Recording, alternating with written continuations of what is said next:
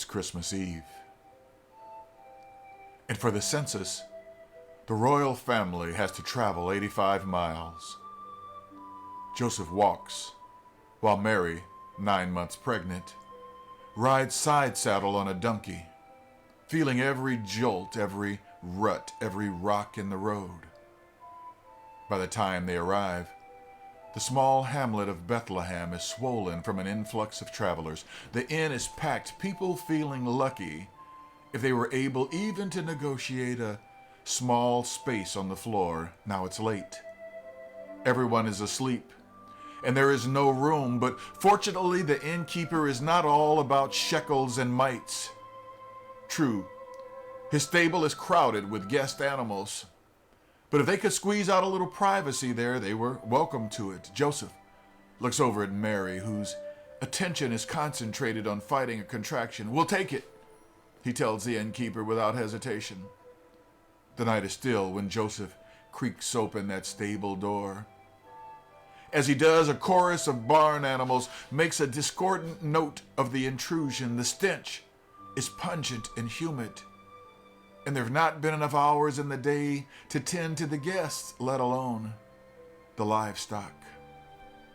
A small oil lamp lent them by the innkeeper flickers to dance shadows on the walls, a disquieting place for a woman in the throes of childbirth, far from home, far from family, far from what she had expected for her firstborn. But Mary makes no complaint. It's just a relief to finally get off her feet. She leans back against the wall, her feet swollen, back aching, contractions growing harder and closer together. Joseph's eyes dart around the stable, not a minute to lose. Quickly, a feeding trough would have to do for a crib. Hay would serve for a mattress. Blankets. His robe, that would do. And those rags hung out to dry would help. A gripping contraction doubles Mary over and sends him racing for a bucket of water. The birth would not be easy, either for the mother or the child. For every royal privilege this son had ended at conception. A scream from Mary knifes through the calm of that silent night. Joseph returns, breathless, water sloshing from the wooden bucket. The top of the baby's head has already pushed its way into the world. Sweat pours from Mary's contorted face as Joseph, the most unlikely midwife in all Judea, rushes to her side.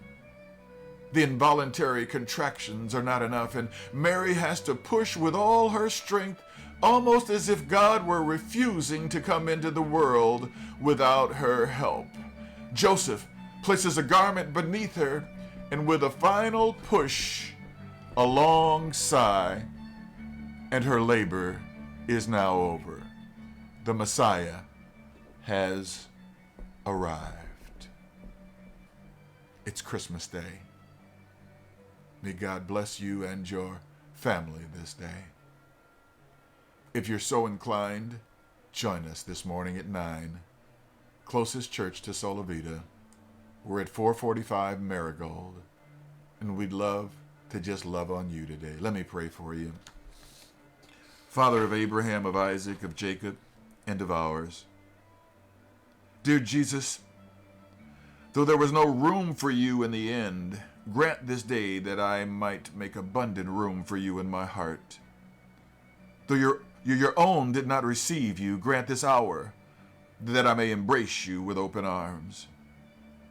Though Bethlehem overlooked you in the shuffle of the census, grant me the grace, this quiet moment, to be still and know that you are God. You, whose only palace was a stable, whose only throne was a feeding trough, whose only robes were swaddling clothes. On my knees, I confess that I'm too conditioned to this world's pomp and pageantry to recognize God cooing in a manger. Forgive me, please.